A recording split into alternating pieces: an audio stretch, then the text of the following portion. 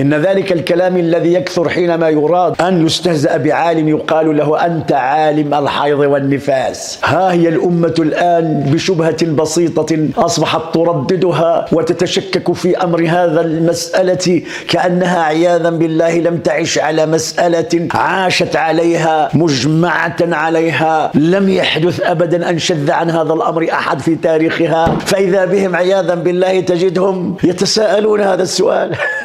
هذا أمر غريب والله. يعني وصل الأمر بأمة رسول الله في هذا الزمان أن أي ريح كيفما كان حتى ولو كان خفيفا ضعيفا يمكن أن يشكل تهديدا لقاعدة الإيمان وأسس الإيمان المرسوخة في قلبه. ما أوهن هذا الإيمان في قلوب الناس إذا كان لمجرد شبهة بسيطة يلقيها إنسان لا علاقة له بالدين، وقد حذرنا، ومع ذلك تجد الناس عياذا بالله سرعان ما يتشككون في أمر من الأمور المجمع عليها.